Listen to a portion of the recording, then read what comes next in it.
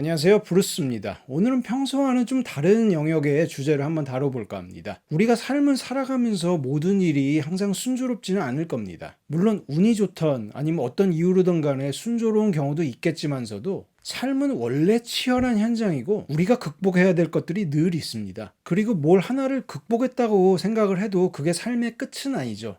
잠깐 성취감을 느끼고 잠깐 편했다가 마는 겁니다. 삶에는 언제나 커다란 도전이 도사리고 있습니다. 시험이 끝나면 또 바로 다음 시험이 있는 거죠. 그것도 대부분 점점 더 어려운 시험일 겁니다. 우리가 그만큼 성장하지 않는다면 도저히 넘어서기 어려운 시험이겠죠. 이런 힘겨운 삶, 여러분 각자도 아마 이런 힘겨운 삶들을 이겨내는 각자의 방식들이 있을 겁니다. 저도 좀 부족하나마 그런 방식이 있는데 오늘은 여러분과 제 방식을 한번 공유를 드려보고자 합니다. 제 방식은 예전 직장에 제가 존경하던 형님, 제 멘토이시기도 한데 그분한테 많이 배웠고 또 그분이 몇몇 텍스트들을 알려주셨어요, 저한테.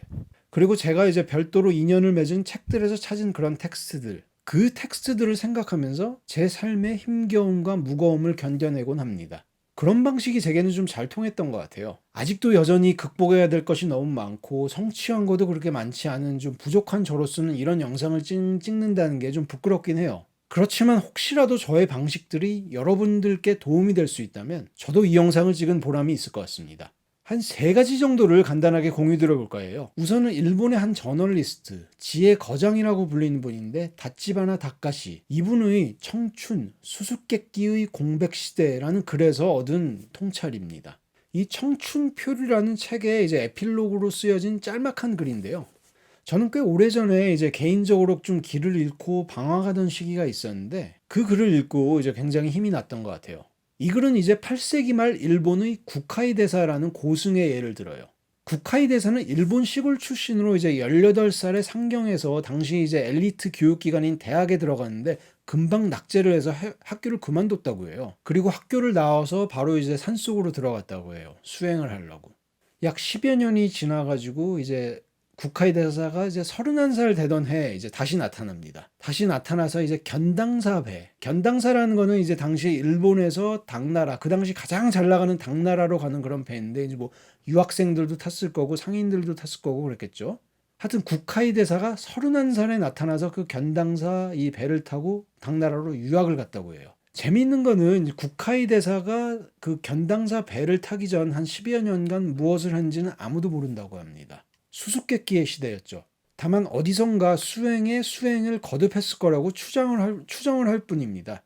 그리고 이제 국카이 대사는 그 이전에 그리고 수수께끼의 그 10여 년 동안은 한 번도 두각을 나타낸 적이 없던 사람인데 당나라로 가가지고 이제 포텐셜이 폭발을 했다고 해요.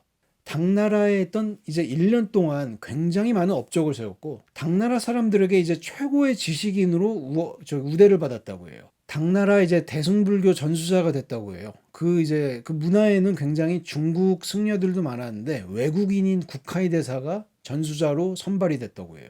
일본으로 돌아와서도 당연히 이제 일본 최고 고승에 반열에 서죠. 그 이제 10여 년 동안에 뭐 했는지 모르는 그 시대를 이제 그 다치바나 다카시는 국카이의 수수께끼의 공백 시대라고 부릅니다. 바로 이 시기는 국카이의 청춘의 시간이었죠. 20대. 그가 도대체 어디서 수행을 했는지 그리고 어떤 수행을 했는지는 아무도 모르지만 그 수행이 가져다 준 결과는 이제 역사가 기억을 하고 있는 거죠. 당나라에 불과 1년 동안 머물면서 이름도 없던 어떤 유학생에서 모든 것을 전수받은 당대 최고의 고승이 된 것입니다. 어떤 업적을 갖기까지는 당연히 어떤 치열한 시간이 필요한 겁니다. 그 누구도 알아주지 않는 자기만의 수수께끼의 공백 시대요. 아까 잠깐 말씀드렸지만 저도 지금보다 한참 어리던 시절에 누가 저를 알아주지 못해서 괴롭기도 하고 성취도 안 나가지고 굉장히 힘들던 시기에 이 수수께끼의 공백 시대라는 개념을 생각하면서 힘을 낼 수가 있었던 것 같아요. 치열하게 노력하고 있는 여러분, 업적이 없다고 뭔가 상심하거나 좌절하지 마세요. 그것이 여러분의 수수께끼의 공백 시대일런지도 모릅니다. 그리고 보니 그 유명한 스티브 잡스도 이제 스탠포드 대학 졸업식 가서 연설을 했는데 그때 이제 점 연결하기, connecting the dots라는 연설을 했죠. 그 연설에서 이제 학생들과 공유했던 게 스티브 잡스의 어떤 수수께끼의 공백 시대가 아닐까 생각을 해봅니다. 두 번째는 마키아벨리에 대한 이야기입니다. 군주론의 저자 마키아벨리 여러분 다 아실 거예요. 군주론뿐만이 아니라 로마사 논고 같은 것도 정말 불세출의 훌륭한 저서죠. 역사하고 이제 정치 철학에 관해서만큼은 이분만큼 깊은 통찰을 가졌다는 사람들이 역사상 별로 없었던 것 같습니다. 이분의 일생에 대해서는 이제 로마인 이야기로 유명한 시오노 나나미가 쓴 이 나의 친구 마키아벨리라는 이 책에 굉장히 잘 소개가 되어 있습니다. 실은 이제 제가 오늘 해드리려는 마키아벨리에 대한 이야기도 이 책에서 제가 본 겁니다. 제 멘토가 예전에 알려줘서 기억하고 있던 내용인데 어느 책에서 나온지는 몰랐다가 이 책을 읽으면서 조우하게 됐어요. 굉장히 반가웠죠. 뭐냐면은 마키아벨리가 한 44살 때 서기관직에서 해직이 되는 그런 좌절을 겪고 나서 친구에게 쓴 편지에 나온 내용입니다. 당시 이제 마키아벨리는 잠깐 감옥도 갔다가 변두리에 있는 자기의 이제 가족 산장에서 이제 은둔을 하게 됐는데 은둔 뭐 한 8개월 후에 친구에게 쓴 편지입니다. 이 편지에서 이제 자기가 군주론의 집필을 시작했다는 말을 하죠. 편지에는 그의 생활이 이렇게 묘사가 되어 있습니다. 새벽에 일어나면 숲으로 가서 두어 시간쯤 이제 일꾼들을 나무하는 것, 그 나무하는 곳에서 이제 그들과 이제 어울리면서 시간을 보냅니다. 이제 그들이 이제 육체 노동을 하면서 다치는 것도 보고 다혈질의 그 노동자들이 이제 싸우는 것도 이렇게 봅니다. 포인트는 원래 관료였던 그가 이제 서민의 생활을 보는 거죠. 현실을 더 알게 됩니다. 숲에서 나온 다음에는 옹달샘으로 갑니다. 거기 갈 때는 보통 책을 한 권 들고 와서 읽습니다. 주로 이제 시인들의 문학 작품을 읽어요. 연애나 사랑의 주제들의 어떤 작품들을 읽으면서 자신의 정열을 북돋웁니다. 여기서의 포인트는 인간적인 감정을 자기 안에서 다시 고양을 시키는 거겠죠. 이성뿐만이 아니라 감정을 이해를 해야 사람을 진정으로 알 수 있게 되는 것이겠죠. 시나 문학은 그런 부분을 도와줍니다. 마키아벨리는 또 그 다음에는 선술집으로 갑니다. 거기서는 이제 나그네들과 이야기를 나누면서 세상이 어떻게 돌아가는지 정보 수집을 하죠. 그러면서 사람들의 어떤 취향의 차이, 생각의 차이, 그런 것들을 이해해 나갑니다. 그런 파트들이 이 일과의 포인트겠죠. 그리고는 이제 집에 들러서 가족들과 저녁을 먹고는 다시 선술집으로 갑니다. 거기서는 이제 그곳의 단골들, 뭐 푸죽간 주인, 밀가루 장수, 벽돌공 이런 사람들하고 도박을 해요. 욕설, 폭언, 다툼이 이제 난무를 하는데 거기에 이제 같이 뛰어들죠. 마키아벨리는 그럼으로써 뇌에 눌어붙은 곰팡이를 긁어낸다고 표현을 합니다. 스트레스를 해소한다는 의미겠죠. 포인트는 이제 이런 명석한 관료가 세속에 이제 몸을 던져서 뛰어듦으로써 그리고 거기에 이제 같이 거칠게 어울림으로써 세상을 더 잘 알게 되는 겁니다. 아까 새벽에 이제 나무하는 일꾼들과 어울리는 것과 더불어서 말이죠. 여기서도 이런 경험을 하면서 자신의 생각을 좀 더 현실적으로 가질 수 있도록 자신을 좀 다듬게 되는 거죠. 자, 이제 마지막 일과입니다. 이 부분이 참 감명 깊은데요. 밤에는 집으로 돌아와서 서재로 들어간다고 합니다. 그런데 그냥 들어가는 게 아니라 입고 있던 더러워진 이 평상복은 벗고 의관을 정제해서 관복으로 갈아입고요. 진지함이 느껴지죠. 서재에 들어가서는 옛사람들에게 그들의 행위에 대한 이유를 묻는다고 해요. 그 말은 뭐 서재에 어떤 사람이 옛날 사람이 있다는 게 아니라 서재에 있는 고전들을 펴놓고 자기 스스로 토론을 벌이는 겁니다. 자신과 자신 사이에 토론이 되는 거죠. 내가 묻고 내가 답하는 겁니다. 그러기를 약 4시간. 지루함을 전혀 느끼지 못하던 그의 시간이라고 해요.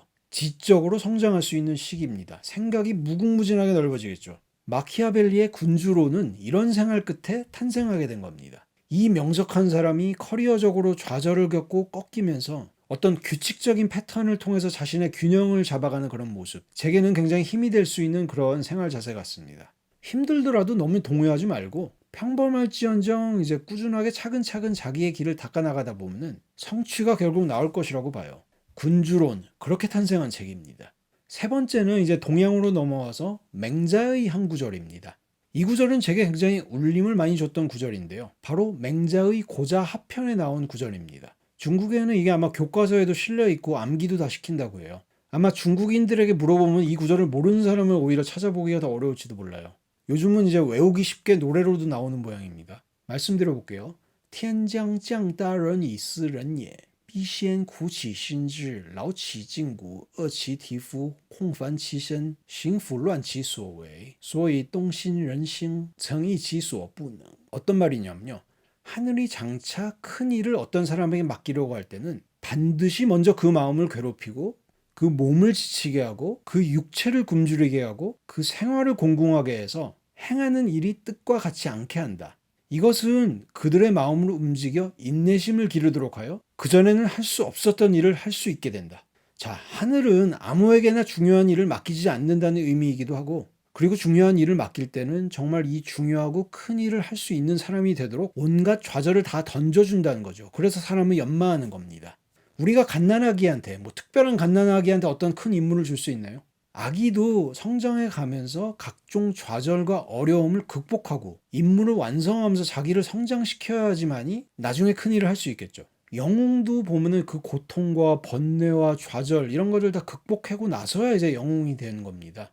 처음부터 영웅은 없죠. 어떻게 보면 정신승리하기도 좋은 구절인데요. 정신승리 좀 하면 어떻습니까? 자신의 마음을 다잡고 성장을 하기 위해서는 이거보다 더 좋은 구절은 없는 것 같아요. 서양에도 이제 What doesn't kill you makes you stronger 라는 구절이 있죠. 이거는 이제 켈리 클락슨 노래도 있습니다. 원래는 니체가 말한 건데 맹자의 아까 그 구절과도 일맥상통하는 게 있죠. 이 비슷한 원칙은 여기저기 적용이 많이 되는 것 같습니다. 무엇이든 간에 자기를 한계로 몰아붙여야만 성장을 할 수 있는 법이죠. 더 괴로워해야 되고 더 좌절해야 합니다. 한계까지 안 가면 그 안에 머무를 수밖에 없어요. 자신을 한계까지 몰아붙일 필요가 있다고 생각합니다. 계단을 오른다고 생각하는 겁니다. 저 자신도 생각해보면 예전에 살을 뺀다고 계단을 오르기 시작한 적이 있었는데 그때는 처음에는 한 10층까지 올라가도 굉장히 힘이 들었어요. 헥헥거리고 더 이상 올라갈 생각은 안 났는데 조금씩 이제 저를 한계까지 몰아붙이니까 나중에는 이제 고층 빌딩 오르기 시합에도 나갈 수가 있었어요. 그래서 이제 대만의 101 타워나 아니면 북경의 이제 샹그릴라 호텔 아니면 상하이의 100층짜리 금융타워 이런 데 다 올라가 봤습니다. 시합으로. 정말로 자신을 한계까지 몰아붙이면 성장을 하게 되더라고요. 만약에 포기하면 거기에 머무를 뿐입니다. 물론 제가 이제 사회나 환경이나 배경이나 이런 것은 영향이 없다. 그저 노력만 하면 된다. 이런 말은 아니에요.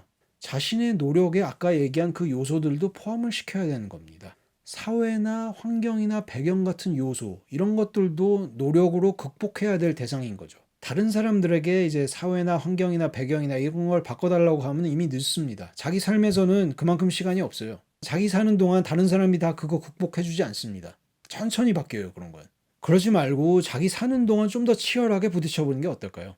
네, 오늘 말씀드린 다치바나 다카시, 마키아벨리, 맹자, 이분들의 성찰과 글들이 여러분께도 조금이라도 도움이 되었으면 좋겠습니다. 수수께끼의 공백 시대 속에서 자신을 끊임없이 개발하고 자신을 한계에 몰아붙여서 꾸준히 성장해 나가자. 그러면 성취가 있으리라. 오늘 영상은 이 정도로 마무리하도록 하겠습니다.